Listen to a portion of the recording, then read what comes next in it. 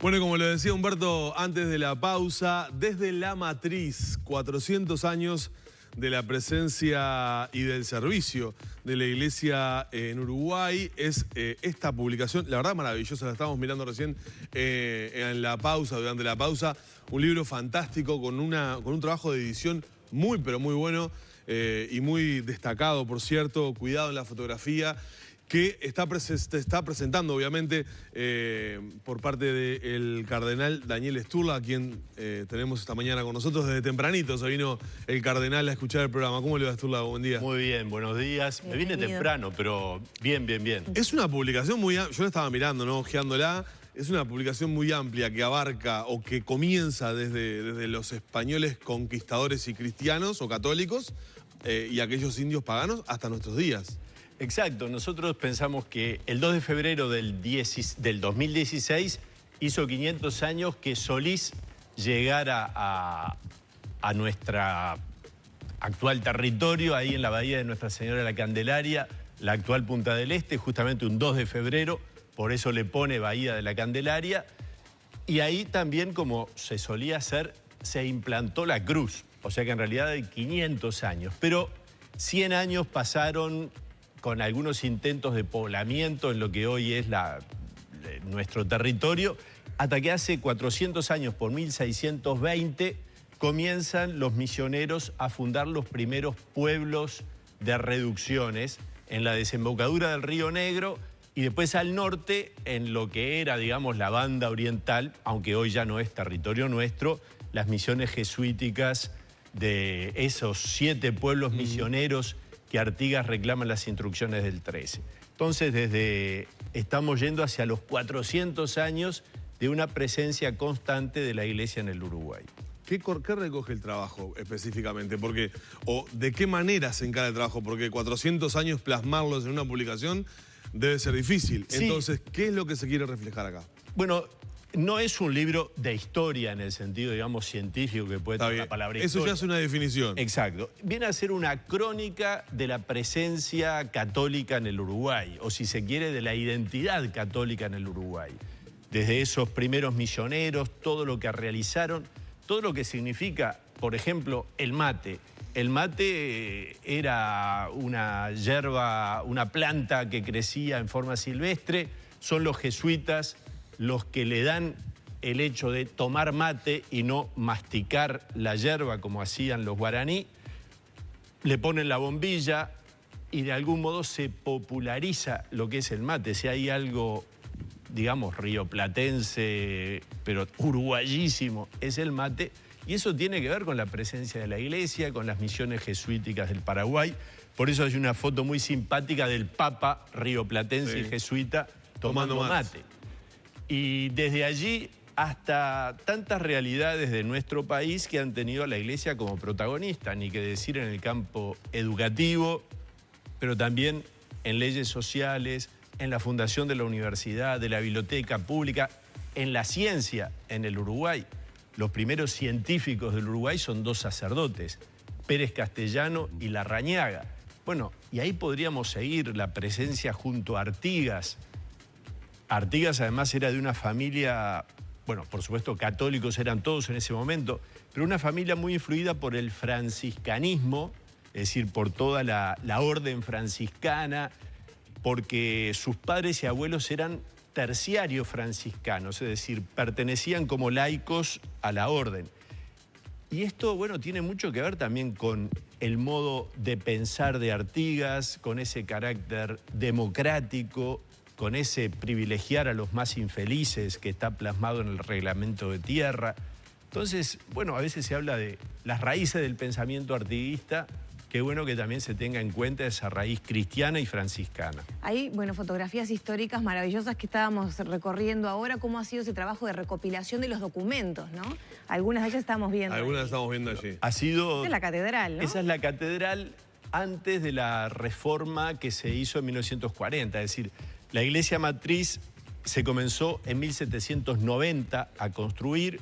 Fue bendecida en 1804 por el obispo de Buenos Aires, que fue el primer obispo que hizo toda una recorrida por lo que hoy es el Uruguay, El 21 de octubre de 1804 bendijo la matriz, después fue a Buenos Aires y miren qué interesante. Desde Buenos Aires él conforma en el territorio que hoy es Uruguay las primeras parroquias con su territorio. Podemos decir que digamos, la génesis de nuestros departamentos de hoy están en ese documento del obispo Benito Lué y Riega, obispo de Buenos Aires, que creó los curatos de Paysandú, de Trinidad, de Soriano, de Colonia, de Montevideo, de Melo, de Florida y uno medio difuso ahí en el G, que sería el actual Durazno. El tener una visión de 400 años permite obviamente, y en este caso apelo también al historiador, permite ver qué momentos fueron los más influyentes de la Iglesia en la sociedad uruguaya y también de alguna manera desde esa perspectiva histórica analizar un poco la influencia de la Iglesia en nuestro presente. Esto lo digo a la luz de que somos uno de los países latinoamericanos en los que parecería que con el correr de los años, reitero, estamos hablando de 400, nos hemos ido alejando un tanto de la Iglesia, no así otros países que parecen tener a la Iglesia Católica todavía como una fuerte influencia en sus sociedades. Yo digo que sobre todo está en la matriz. La matriz con minúscula quiere decir que estamos en las entrañas, en la maternidad de lo que hoy es el Uruguay, ahí está. Hay un obispo que le gusta repetir una frase, el obispo Fajardo: árbol sin raíces no aguanta tormenta. Cuando estuvimos con el Papa en noviembre, los obispos del Uruguay nos dice, cuiden las raíces.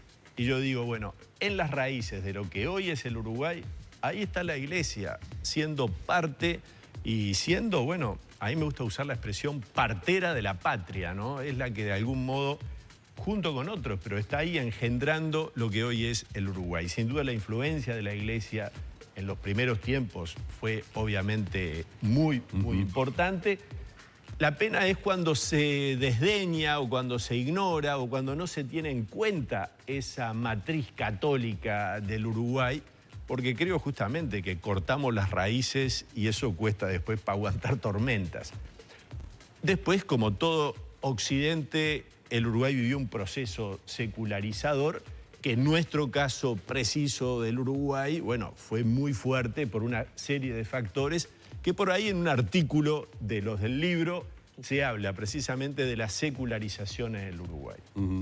Siente que hay hoy en día en la sociedad hay una situación un tanto más irrespetuosa hacia la Iglesia de parte de la sociedad. Obviamente que estoy hablando de ciertas situaciones puntuales que se vivieron, algunos actos vandálicos, algunas manifestaciones de intolerancia. ¿Siente que hoy en el Uruguay hay como una situación de falta de respeto o tiene que ver con una pérdida de valores generalizada de la sociedad? Yo creo que falta de respeto a la Iglesia, me parece que hay falta de respeto bastante general, basta escuchar las noticias de estos días. Yo creo que hay un tema más profundo, que es el Uruguay tiene un problema espiritual de fondo, ¿no? Y eso no es una cuestión solamente de respeto, sino que hay, digamos, una crisis espiritual que tiene que ver con esa fragmentación social de la que hablamos los obispos, que creo que, bueno, que ahí sí tenemos que tratar de meternos todos los uruguayos, católicos, ateos, evangélicos, judíos, en fin, todos los que conformamos el Uruguay, tenemos que tratar de ver, porque el tema espiritual, si bien obviamente tiene un fuerte carácter religioso, no necesariamente. Hay gente con mucha espiritualidad, pero que no es de fe o de fe cristiana. Entonces yo digo, ¿qué nos pasa? ¿Estamos solo para lo material, para el consumo? Entonces, ¿qué pasa cuando no nos alcanza lo que consumimos? Y bueno, ahí está el drama de la droga, por ejemplo, de la violencia, por otra parte. Y esos son problemas de hondo contenido espiritual, que sin duda tiene después temas sociales, económicos, políticos. Pero si no percibimos eso, creo que estamos lejos de intentar afrontar una solución, o digamos, sí, una solución que tiene que ir a raíces profundas. ¿La salida es espiritual entonces? Yo no digo que sea solo espiritual. Yo estuve en la cárcel el otro día visitando a dos muchachos porque uno es papá del chico que mataron hace poco en esa cuestión en la cancha. Y es una familia que yo conozco, lo fui a ver. Pero uno ve que hay uruguayes distintos, digamos, ¿no? Es decir, hay dentro de nuestro país hay situaciones que son totalmente diversas, con mentalidades totalmente diversas. Hay una fractura social, hay una fragmentación social, y ahí lo espiritual sin duda es importante, pero ni que digamos todo lo que tiene que ver con lo económico, lo social, lo educativo, porque justamente si hablamos de que un país tiene que buscar sus raíces, ni que decir las personas. ¿Y dónde está el tema? Y el tema está en la familia y el tema está en la escuela. Y ahí tenemos mucho para hacer. ¿Y qué pasó? ¿La iglesia perdió pie en la religión, la espiritualidad, desde este punto de vista, ¿no? Cristiano, ¿perdió pie en estas situaciones? Bueno, por supuesto que sí. Es decir, en este país hubo todo un intento de arrinconamiento de lo religioso y de Dios, que se dio por diversas razones hace 100 años. Yo creo que eso fue una pena para el Uruguay, pero tampoco voy a adjudicar todo a ello, ¿verdad? Creo que después la mentalidad capitalista, consumista, tiene parte de, digamos, de la responsabilidad en esto, y después también en los liderazgos, ¿no? Si los liderazgos nos presentan, digamos, ideales por los cuales entusiasmar a los jóvenes y a todos, o si todo se transforma solamente en una cuestión de tener lo necesario, del placer, de... Bueno, ahí yo creo que le estamos errando. Ustedes se manifestaron, algunos obispos, hace poco sobre una situación de preocupación por una mayor cantidad de personas en la calle, en situación de calle.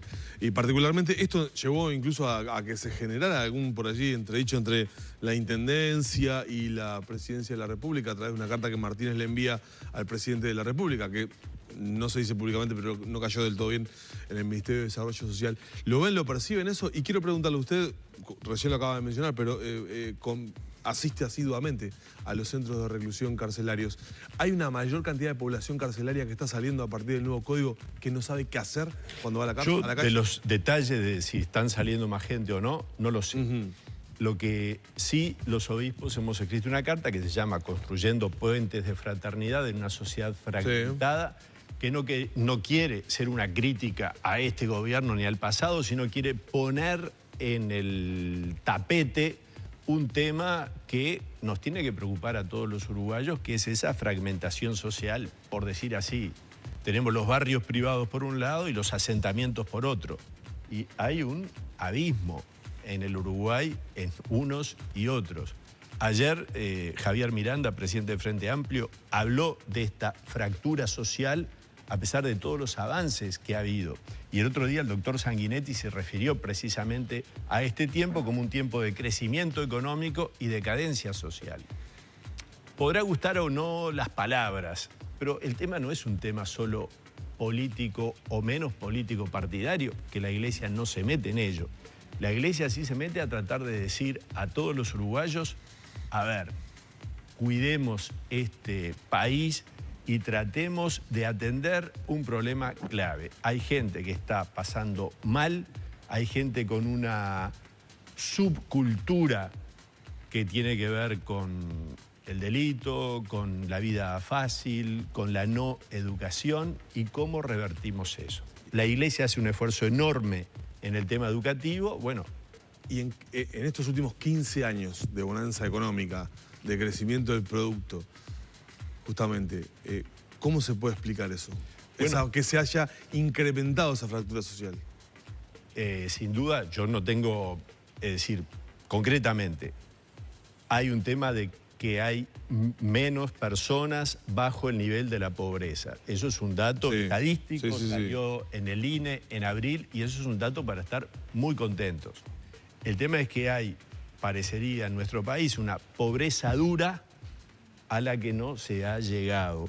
Y eso se ve recorriendo los barrios de Montevideo, sin ir más lejos, yendo a los centros de INISA o a los centros de privados de libertad. Es decir, hay una pobreza dura con una mentalidad distinta, y eso tenemos que atenderlo. Y tenemos que atenderlo sin partidismos.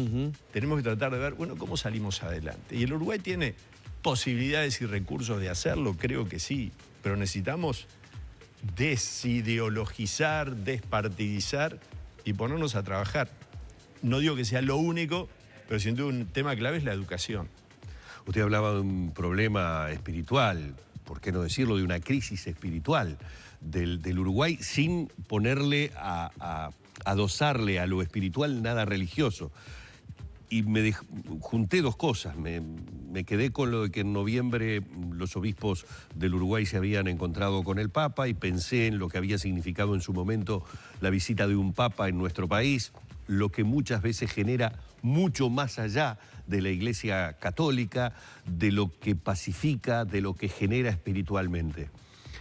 ¿Le dijo el Papa alguna fecha para venir a visitar Uruguay? ¿Le propuso al Papa la necesidad tal vez de darle un impulso espiritual a la sociedad uruguaya? Se lo hemos dicho muchas veces y el Papa yo creo que desea con toda el alma venir a Uruguay y Argentina, que son los únicos países de Sudamérica que le quedan sin visitar, bueno, salvo las Guayanas. Y creo que el Papa tiene el deseo, pero bueno, él entiende o está esperando alguna señal, digamos, de que sea el momento oportuno. Confiemos que ese momento oportuno sea pronto, pero yo al Papa ya no le pregunto más, estuve en marzo con él, porque me da la impresión que es una pregunta que a esta altura lo pone un poco molesto. Porque creo que él quiere, lo que pasa es que, bueno, él considera que no está todavía. ¿Y qué definiría él, usted que lo conoce tanto, como momento oportuno? ¿A qué se refiere? ¿Más a algo que suceda en Argentina que en Uruguay? Porque claro, es inevitable que si viene a Uruguay tiene que formar parte de una visita. Lo que pasa es que el Papa puede visitar, como ha hecho, todos los países limítrofes con Argentina, porque estuvo en Chile, estuvo en Bolivia, estuvo en Paraguay, estuvo en Brasil, pero donde no puede venir sin ir a su país es a Uruguay. Claro. Esa es la realidad rioplatense, digamos. O sea que estamos pagando el pato. A las condiciones, Estamos pagando el pato. Yo creo que sí, pero para yo que pueda tengo venir acá. firme esperanza de que ese viaje se va a dar y que el Papa lo va a anunciar, pienso yo, con poca antelación. Claro, no va a ser un anuncio muy largo. Esa es lo que pienso. Es decir, el Papa 3 meses antes lo va a decir, no creo que lo diga con mucha antelación, porque no quiere crear